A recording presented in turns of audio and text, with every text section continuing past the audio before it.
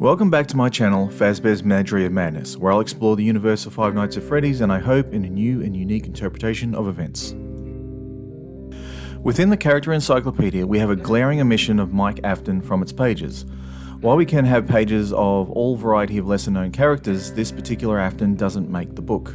Some might see this as a mistake, although I wonder if it was intentional. Any page for Mike would confirm or disprove many theories the community has come to accept as truth. With this in mind, I wondered whether Mike was excluded as the variety of games and books are giving us a different timeline of events to what is generally accepted. As all my theories are notably different to the community's, I thought I'd give Mike Afton's timeline a go. In 1983 is the first event we encountered the older Afton brother. Wearing the foxy mask while scaring his younger brother, Mike regularly leaves his brother at the neighbouring Fredbear's family diner to be watched over by a friend of the family and co-owner of the business, Henry Emily. Mike would get together with his friends and lift his younger brother into the mouth of the Springlock Fredbear costume on stage. The injury his brother would obtain from the incident would put him in hospital and later moved to the Emily residence.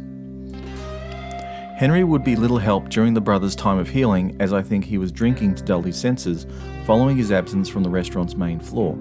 This was covered in my video about the events of FNAF 4. I suspect Mike had become protective of his brother and was fundamentally changed by the event. When Henry came home, Mike's brother would escape the house via the broken window. His younger brother, I suspect, went back into the care of William, while for Mike, I suspect he had been moved away for recovery. For many, the next location for Mike was the guard position at the Freddy Fazbear restaurant in 1987. It is a common understanding that the reason for Jeremy's firing was due to his odour, and Mike being scooped is the clue that puts him at the Circus Baby rental before 1987. An assumption I don't think is true. The Circus Baby rental facility opened following the closure of the Freddy's restaurant. Therefore, a scooped Mike posing as Jeremy couldn't have happened yet as the rental facility hadn't opened. I previously gave my reasons for the firing for odour in the video Phone Guy is a Hero, where I outlined a theory that Phone Guy had fired any night guard who worked the full week at the restaurant. This was to spare the person from risking their lives to the haunted animatronics. The logic was that Mike Schmidt, who worked in a closed restaurant where only he and Phone Guy were, could have no interactions with any other employees. He only communicated through recordings. He didn't come into contact with Phone Guy or any other staff at the restaurant. The reasons given for Mike Schmidt's firing would be a lie to protect him. Therefore, the two guards of Jeremy Fitzgerald and Mike Schmidt are exactly those people. I don't consider them false identities for the eldest Afton son. The next step for Mike comes from the Fazbear Frights book. In my video covering the name of the crying child, I had made mention of epilogues 10, 2 and the story The Real Jake. With this combination of stories, we learn that Detective Larson discovered a property owned by a former owner of the Fazbear restaurant. We learn that Margie lives at that address, a small craftsman-style house. Margie and that house had previously belonged to Evan McNally. Evan had a brother, Mike, who lived in Europe, but would visit his brother and nephew Jake as they are the last of their surviving family. This Mike, I would suggest, is Mike Afton. The likelihood that Evan would choose to take his wife's name in marriage seems likely, as he, still living in the US, would be associated with the Afton legacy. It would also be a curse for Jake growing up with such a legacy as well. Evan lost his wife Roxanne, and both Evan and Jake would pass away under different circumstances. Mike was the last of the family. While I don't think he is the last Afton ever, I think he chose to return to the US to bring an end to his father's legacy. Upon arriving back in the US, Mike would need to be hired at a Fazbear location. I would suggest Mike started at the Fazbear Frights horror attraction. We can use the logbook marked with his name as a starting point. Even though the third game of the series has no name given for the guards we play as, and the game was released as part of the original trilogy of games, it was always a mystery why Springtrap didn't kill the player at the end of the game.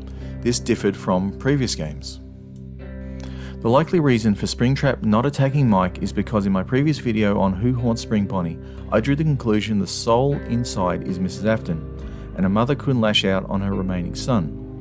The finale of Sister Location would give us the outcome for the Fazbear Frights attraction, as Springtrap would be in a smoking remains of that horror attraction. The logbook would give us an indication that Mike went next to the Circus Baby rental facility.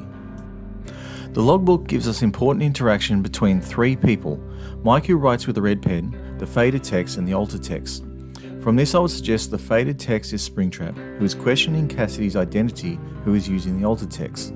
This is a topic I will cover in another video, although for Mike, the drawing of Nightmare Fredbear needs to be explained. The reason I suggest Mike could draw Fredbear is that he dreamt him.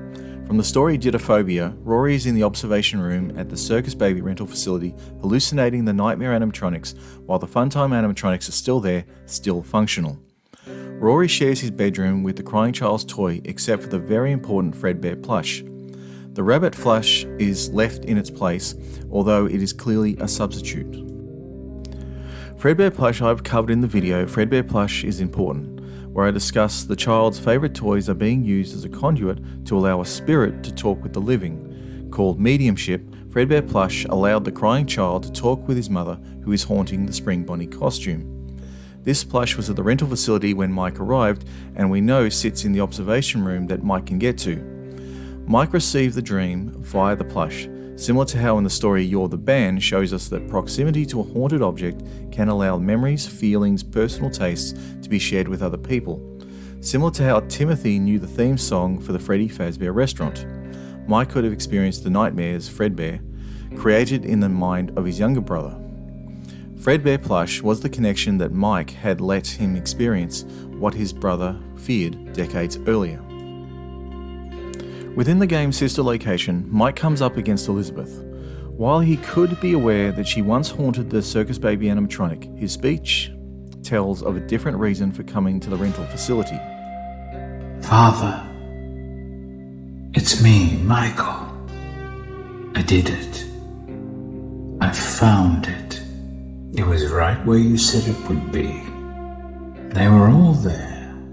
They didn't recognize me at first, but then they thought I was you. And I found her. I put her back together, just like you asked me to. This speech gives us the reason for Mike's presence at the facility as being, firstly, I found it. Mike wouldn't make mention to her until a couple of lines later. This I would suggest was a reference to Ballora and the Funtimes. I don't think Mike expected to encounter Elizabeth, as the last time William had seen Elizabeth was during the events of the Fourth Closet in 1996. When William had been thrown into the furnace at the Circus Baby pizza location, he couldn't have known what had happened to his daughter after she and Charlie fought. Mike helped his sister with her plan for freedom, although would be scooped for his actions. Remnant was ejected into him and would keep him alive. This facilitated the escape event and the Funtimes would form Molten Freddy before the next game. A story from Candy Connect involving the kind man, orphans and a burglar gives us a prequel to Pizzeria Simulator.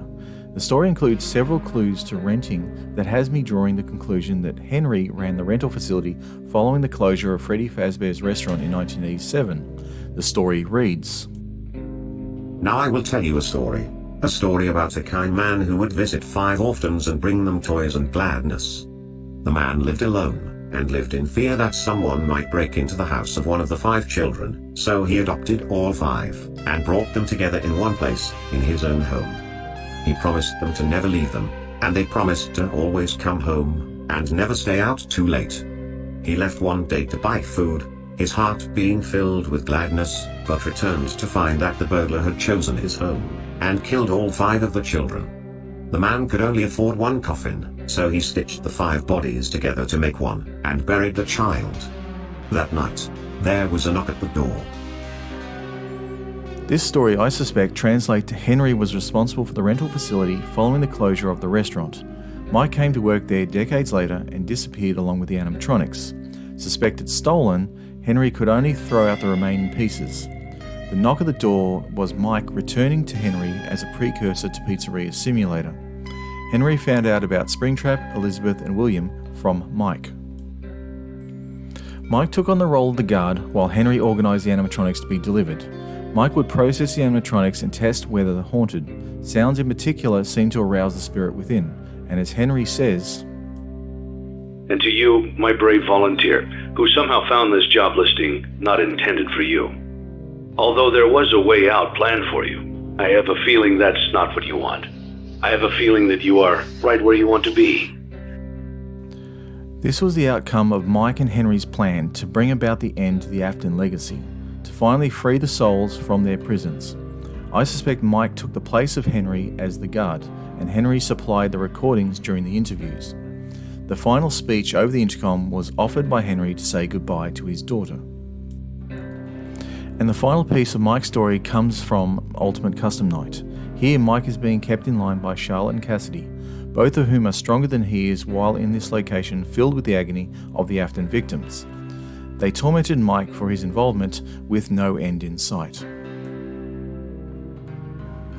Thanks for staying with me till the end. To find out when new videos become available, subscribe for future content.